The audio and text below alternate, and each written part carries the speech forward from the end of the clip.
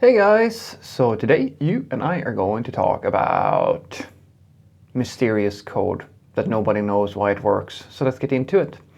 So the question in question here was, Frederick, is it true that sometimes there is code in the code base that nobody really knows how it works? And I will tell you now that yes, this is absolutely true. It depends a little bit on what you mean by nobody understands it, because the beautiful thing about code is that given enough time, you will understand it. If you have the source code to something and you understand the language and you understand the platform and so forth, you will be able to figure out what's going on. But it could be extremely difficult to do so. So in a sense, that is the same thing to not knowing how something works. It's not that you can't figure it out, it's just that it's not very approachable to figure out what's going on. And I mean, this is actually very common. It's to different levels, I would say. Sometimes you have a piece of software that is so shittily written that it's almost impossible for you to figure out what's going on. Like you do what we call reverse engineer and basically try to derive from the way that the code is written and how the feature works and so forth, like kind of to how to figure out how this all fits together. But then you have other ways of where you may not know why it's working, and that is you may have some part of the code that you and your team has never touched. It's somebody else's domain and you don't really have access to an individual who can explain to you what's going on, or at the very least it's very tricky for you to get the knowledge that you need within the time limit that you usually have to figure out what's going on. An example of where, because it doesn't have to be the scenario that the code is so shitty that it's impossible for you to know what's going on. Now, I have worked on code like that where there's only a few scenarios where I have been in a situation where it's been truly impossible to do anything besides reverse engineer something. And I remember I was working on an application where, and it's almost like I don't even know what to call it. It is like the weirdest, worst code that I've ever had to work with. So this was a Flash application that we worked on, and we didn't have the source to the Flash application. Now just think about that for a moment. We didn't have the source code. We didn't own that at all. This literally means, for those of you who have done this sort of thing, that the only way for us to know how it worked was by decompiling the program and basically looking at the decompiled code. Yeah, that was super fun. It was super fun to try to figure out what was going on. It was really tough. Now, on top of that, this was a third generation application. In other words, the life cycle of this application had been that it was developed by a consultancy for some project, basically. And on top of that, it had changed ownership over to another consultancy, like a few years later after the product had been delivered.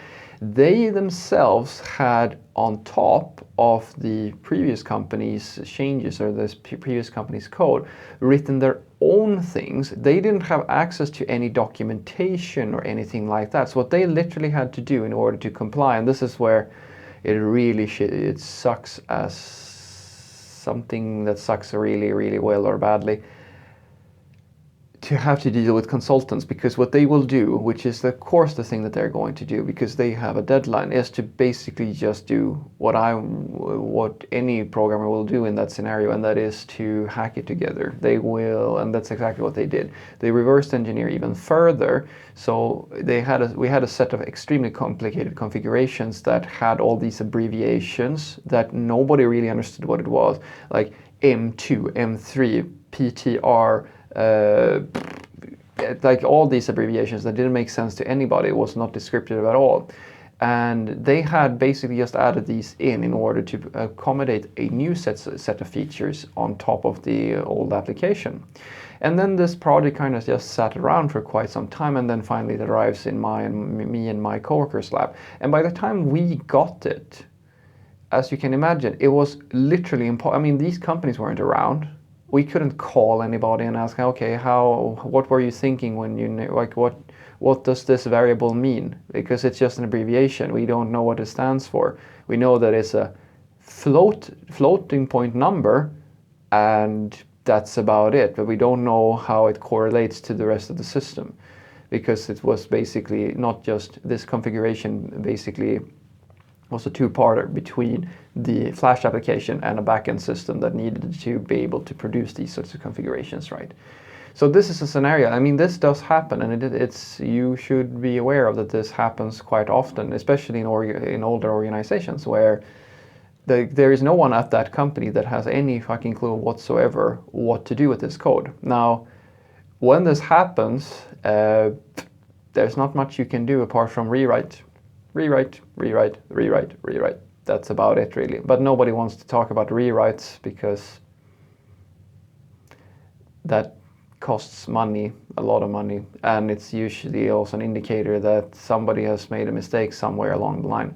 And this is why I keep telling people that one of the most important things in IT, and that's something this is why I claim that the bigger corporations, the more conservative corporations, they don't understand DevOps. They don't understand this. They want the benefits from having this culture, but they don't they seem to fail to understand that in order to have all of these top talents and having DevOps and having all of these benefits that the Silicon Valley companies and so forth claim, you actually have to have the culture. You have to pay a price in order to get that. This sort of thing, you're never ever going to get anybody to want to take care of this mess of a code base that I gave as an example. This is when legacy, as I've said before, has grown to critical mass. Nobody wants to touch it, nobody knows how it works, and it's extremely costly and painful to build anything with it because you basically just have to hack everything around it in order for it to work.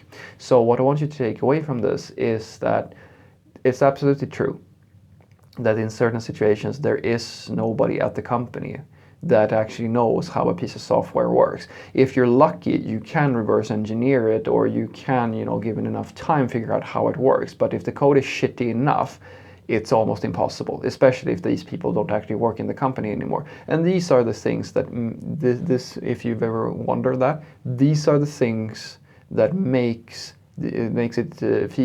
that creates the situation where companies try to rigorously test the developers that get into the project. Because if you get really shitty developers, or you get just a few shitty developers, and you put them in charge of something and they produce something like this, the total cost that they will cost, that this project will cost the company, will be a lot higher than their salaries. So that's where all of these coding tests and aptitudes and all this focus and pressure comes from, guys. Because if people when people write shitty code, it costs money, not just today, it costs money over years. Have a great day.